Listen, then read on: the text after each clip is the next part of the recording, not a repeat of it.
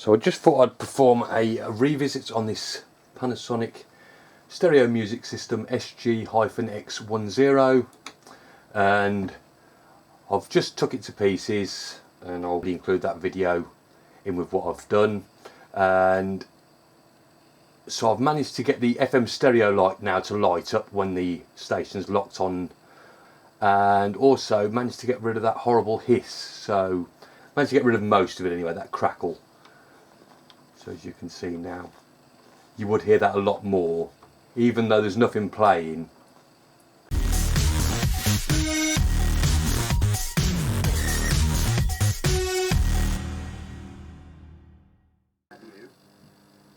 Yes, I've seen a few of these. It's surprising quite often when you're talking about. So the only thing, as I say, that's wrong with it, the FM stereo light doesn't light up. Through a masonry wall. It's really interesting. I'm sure I've had it flicker before. Very good.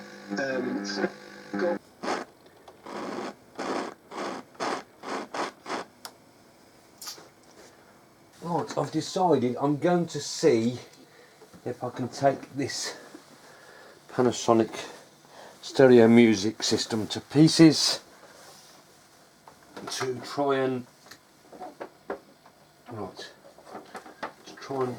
clean the volume switch and see what I can do about the FM stereo indicator.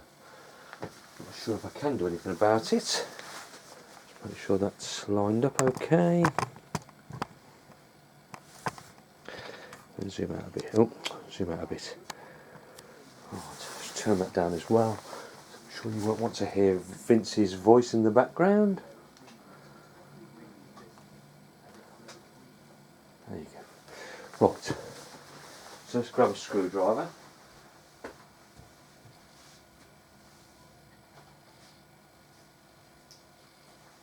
Do.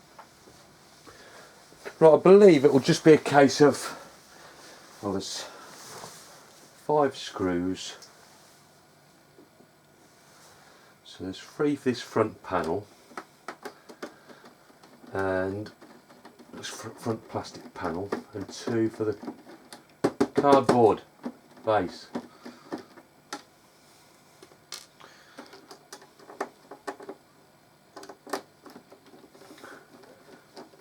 Okay.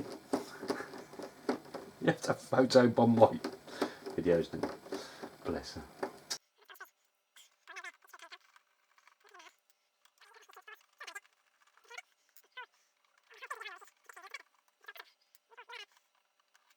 I should literally just pull 3, I would have thought. There you go. Okay, right, so we can put him over the way somewhere. Aha.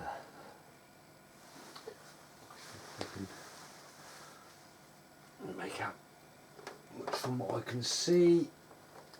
So that's obviously the cassette drawer under there. Let me just see if we can reposition the camera.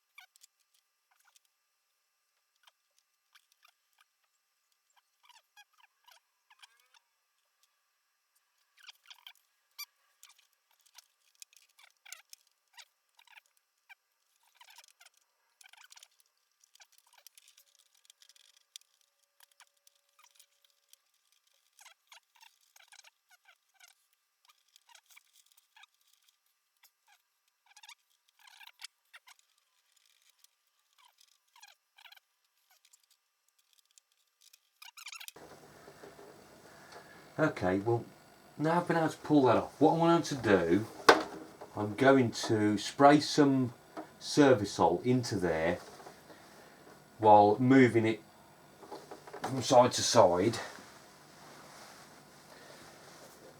because I've got a feeling that will work. So that's what it's for. Switch cleaner.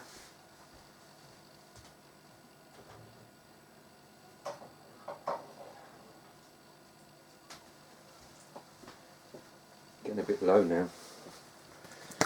But right. Okay. So I probably didn't even need to take it to bits as much as I have. I'll just the tone control's fine, it's just the volume.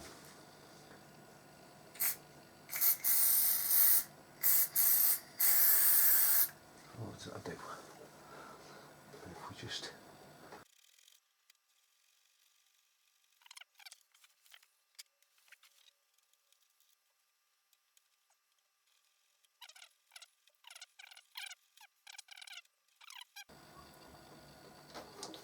well, let's see if that makes any difference. Film stereos up here.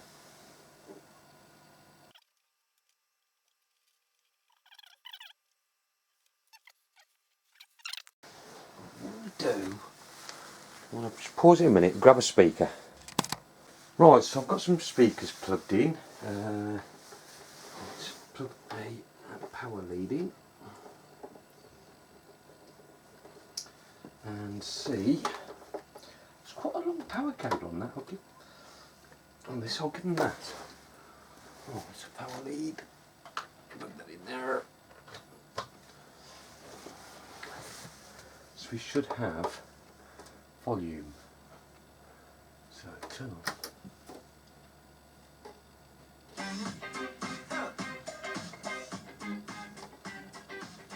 You had me hooked. Well, that. Are both speakers working? Yeah. Oh.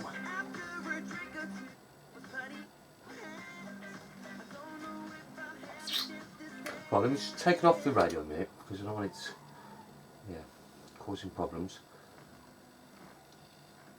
That's definitely a lot better than what it was. It's still not perfect. Still a little bit scratchy. Let's turn it up. Turn it up in the middle.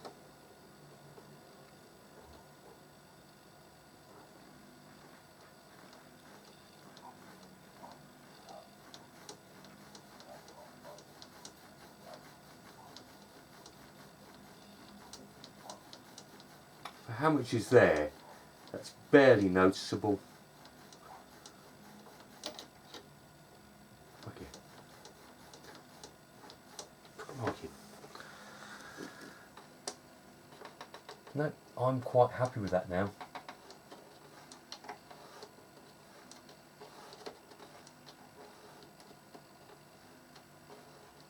Compared to how it was before, it was absolutely horrible.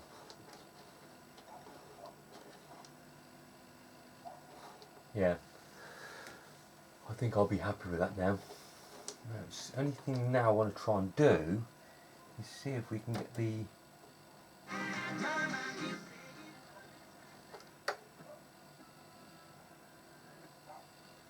someone else that's not music. The referee has brought it back for the first foul, I think, on the Villa substitute Buendia, who was going forward there. It was Claudio Canicchia in the 1990 World Cup, the way he was being caught by players in blue and just stayed on his feet. But he eventually went to ground, and the referee, Andy Madley, signals a free kick. We are into 7 minutes see of if I can stoppage time at the end of this game now. get that FM stereo light to light up at all. Did well, stayed on his feet. 7 minutes to go now. Surely there's an opportunity now for Aston Villa to maybe nick something from this game. You would say Leicester probably have shaded it on the balance of the possession. And to be fair, I wouldn't even know what I'm looking for. He's looking definitely a lot livelier. More's happened when Buendia's come on. Hopefully, I don't want to try just anything, just in case it's going to cause more problems. It's good work from the Leicester City defence. And Dewsbury Hall getting his body in the way. Let me magnify this out a minute, see if that can shed any light on it. Good ball out to the left-hand side of Ashley Young. Ashley Young curls one. It's straight at Casper.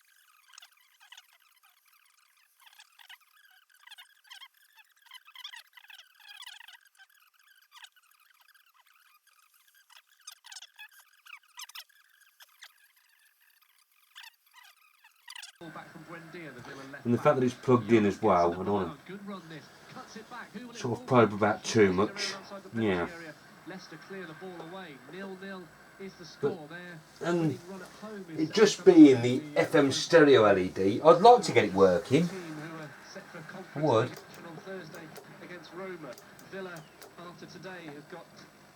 It does work when you're not quite on station, when you're not quite locked on to a degree. There you go, so it's flashing now. Just let it flash. But it's only... why it's not staying on when it's locked on frequency, I don't know.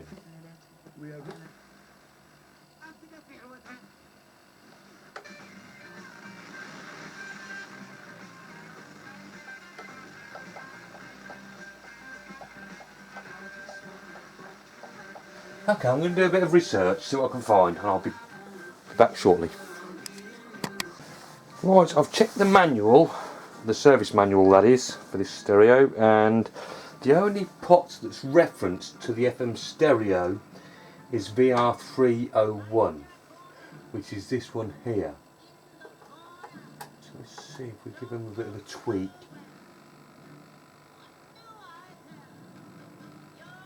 Aha! And now we have an FM stereo light lit up.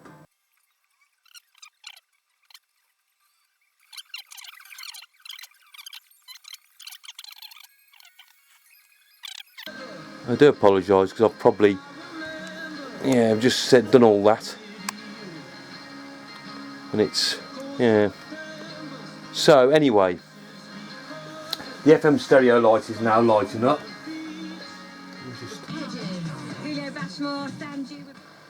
I'm chuffed to bits with that now. All I did was give that pot a tweak, and that seems to have resolved it.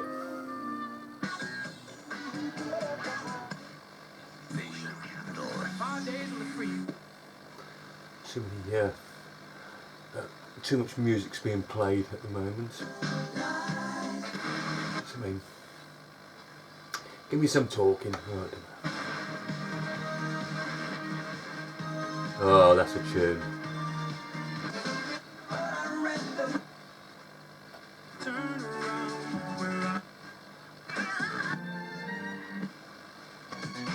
No. Oh, I'm absolutely chuffed a bit. Magic! I actually fixed something. I know how Vince feels now when he fixes things. Perfect. Right, I'm going to put it all back together. So it's just a case of a reverse of the procedure to disassemble it, to reassemble it. Turn him off.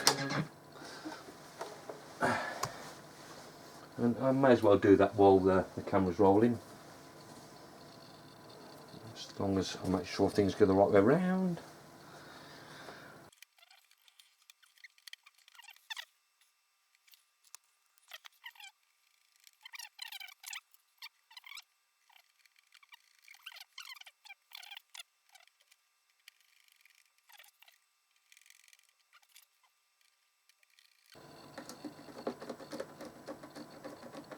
Oh, so that's him back together.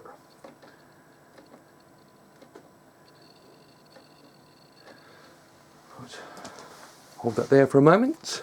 So there you have it, a nice little retro stereo from the 80s. Still does a reasonable job of playing cassettes, records, and you can listen to radio stations on FM, medium wave and long wave. It's not overly powerful, but it does the job. Speakers are very tacky in my opinion, especially from Panasonic. You'd expect that sort of quality from someone like Bush or Crown or Where they were cheaper ones, yeah, other makes of that era.